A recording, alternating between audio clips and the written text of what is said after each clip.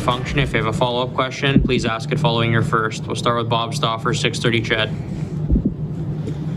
Dominic, how did you think it went the other night playing with Connor? Yeah, I think it was good. We had a good game, obviously. Connor had a hat trick, 1 assist. Our line scored 4 goals, so I think we did well. Lots of offense, and yeah, it was definitely fun to play. Leon Draisaitl broke the all-time German scoring record in the NHL.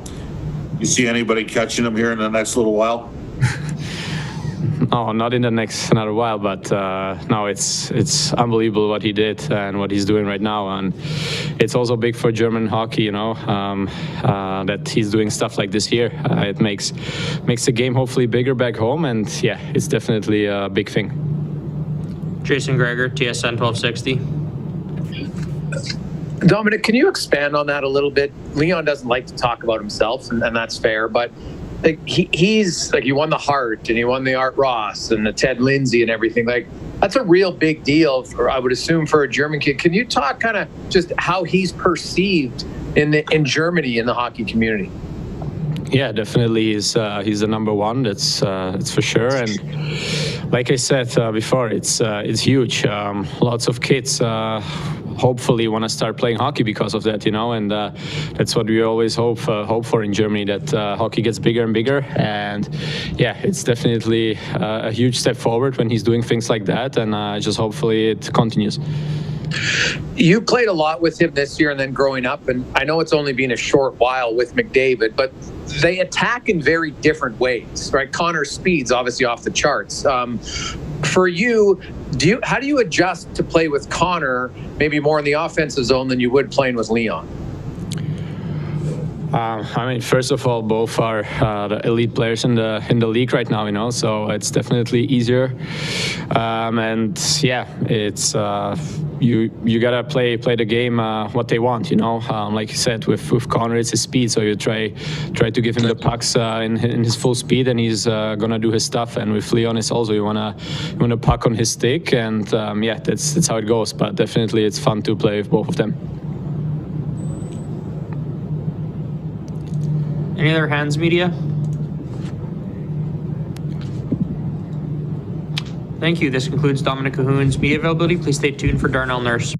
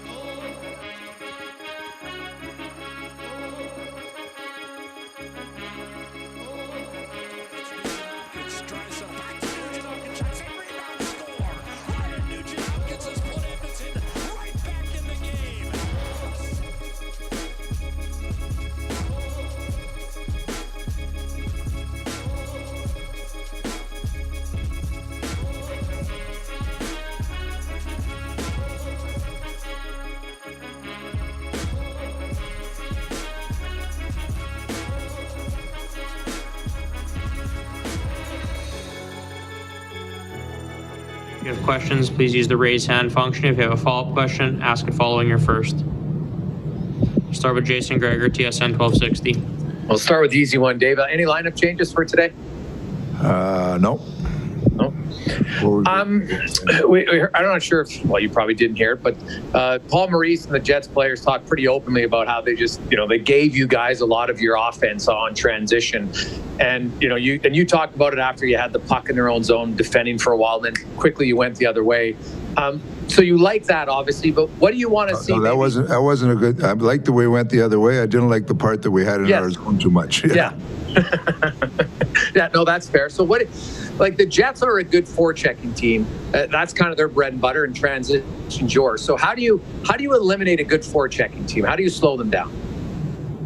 Well, we concentrate on what we're doing. We've got to defend a little better. We gave some chances that I think we got to clean up last game. There was some D-zone stuff that we've looked at that we want to make sure we're a little tighter on.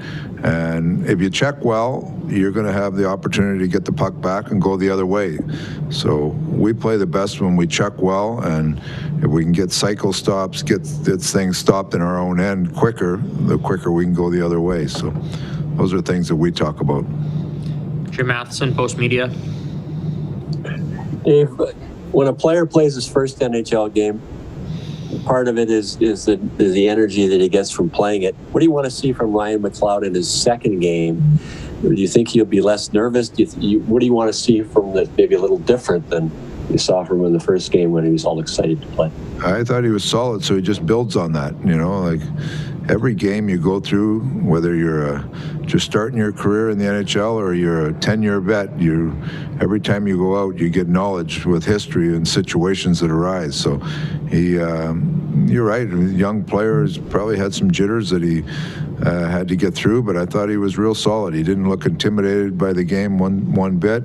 He went out there, played his game, had some opportunity to play with the puck a little bit, so he just got to build on what he did the first game. He was solid, just keep building.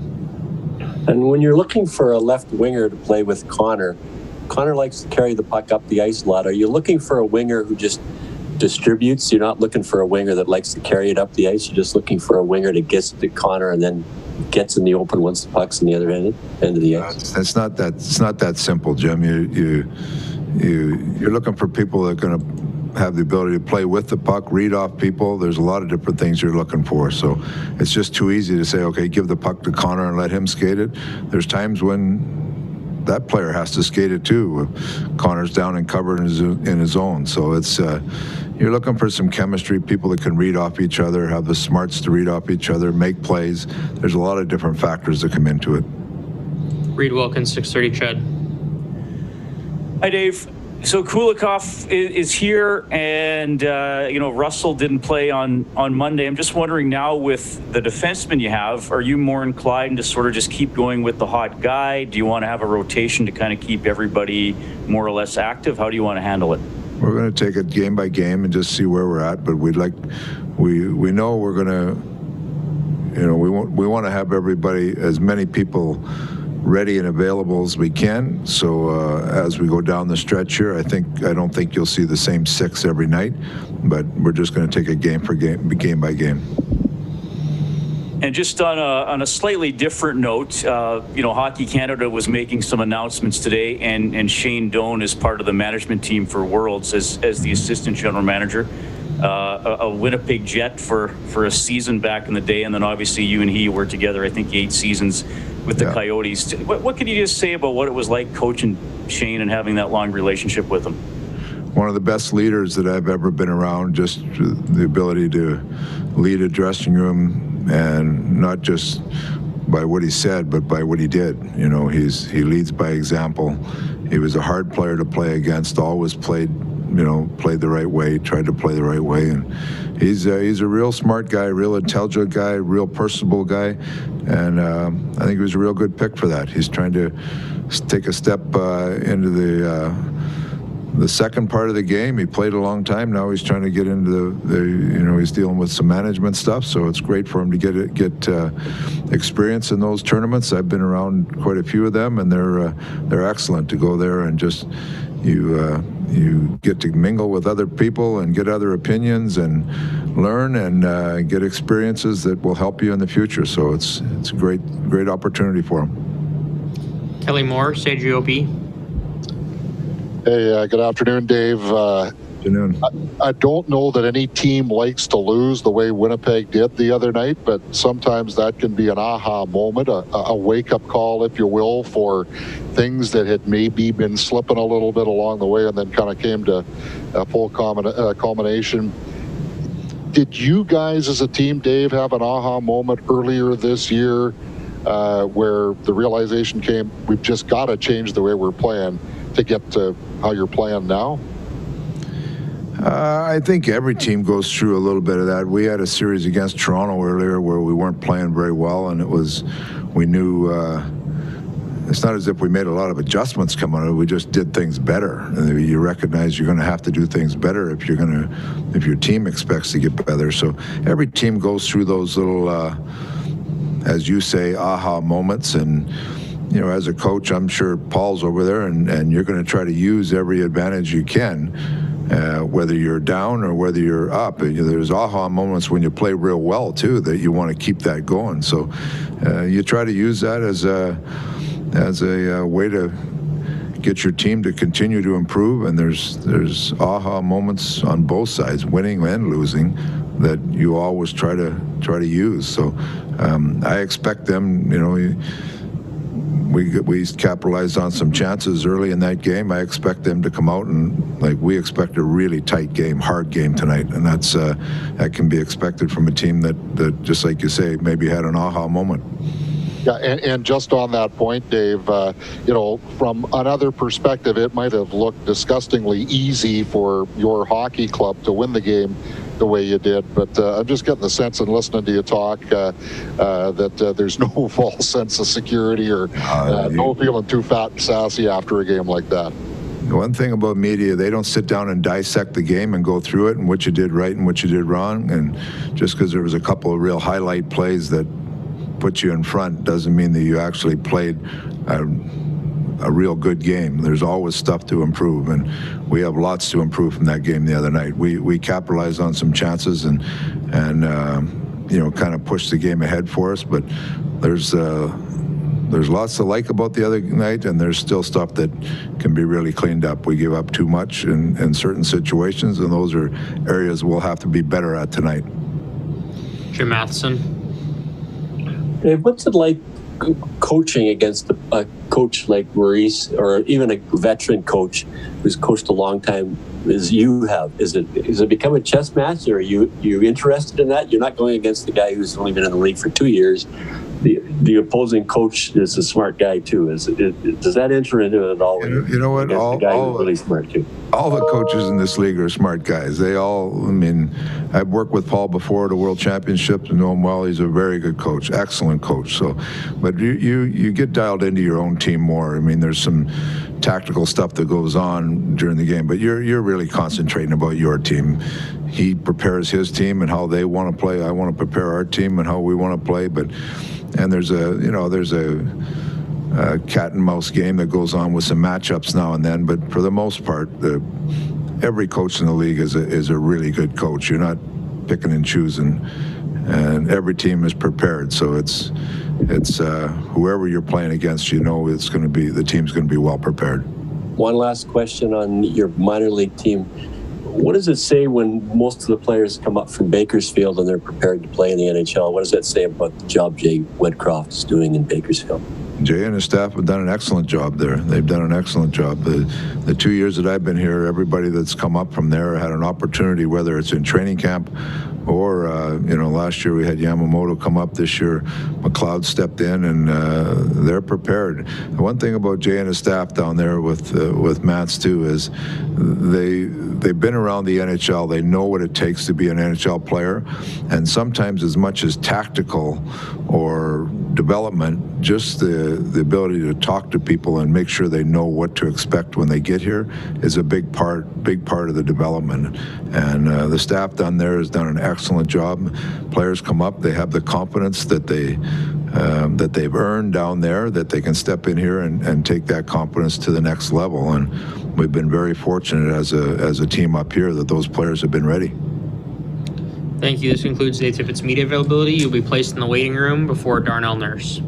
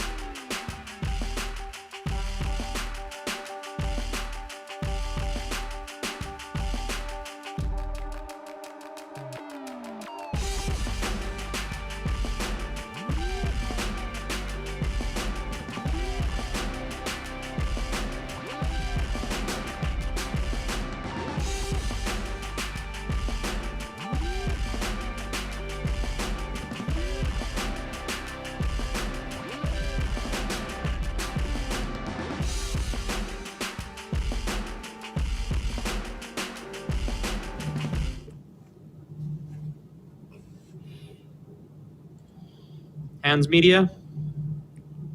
Might be good to go. Ryan Rashog, TSN. Sorry about that. Darnell, you guys have played Winnipeg well this year. Looks like you likely face them in the playoffs here. What happens during the regular season? Does it carry over? Does it matter? Is there an advantage if you can continue to beat them during the regular season?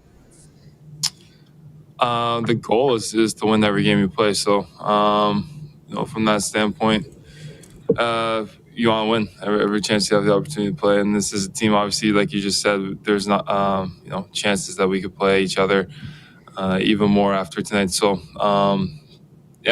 there's obviously, probably some mindset factors that go into it when you have success against a team. But I mean, with that said, we have a good roster, good players, and a team that matches up pretty evenly. So for us, we're just focused on our game out there, and when playoffs come, that's something that you worry about then. At this point, there's still a lot of hockey to be played, and there's still a lot of things up in the air. When things shut down last year, Darnell, you guys were, you were one of the better teams. You were one of the better teams in Canada, but in the division too. This year, you're in a similar spot, if not maybe even a bit better spot. How would you compare your confidence as a group right now compared to, when you were rolling just before things shut down last year? It feels like a lot longer than a year ago. You know what? To be honest, I think our group, we have a real strong belief in the team that we have this year. I don't even know if looking back does any help with our situation now. So when we look at our group and our roster and the guys we have in our room, it's a lot of fun to be a part of this group. It's a lot of fun to go out and battle and play for each other each and every night. And that just needs to continue to happen. I think when you have that willingness and you have that drive to play for each other, you want to hold on to that for as long as possible. And I think that's kind of the state that we're in right now, and that's a good spot to be. Jim Matheson, Post Media. Darnell, we talk about Mike Smith's puck handling all the time. As a defenseman, do you just get used to Mike always stopping the dump-ins, and as an opposing team's forecheck, it makes it a lot easier to play because Mike always stops the dump-in and just passes those 5-footers to the defenseman? Yeah, as a D-man, it's nice. You go back there, you get open, and he makes plays, and even if you're getting cut off by a guy, he's got the vision to make a play past you to the winger. And I think it's no matter how many games you play with Smitty, or we've had him here obviously a couple of years, he always seems to do something impressive night after night. And as a D-man, it's definitely nice to go back there and know that he's like a third defenseman back there, and has the ability to make plays that even some D-men in the league don't make. And when you beat a team in 6-1 in a game, and the Oilers, you got beat by Toronto, badly, at least one of those 3 games at Edmonton.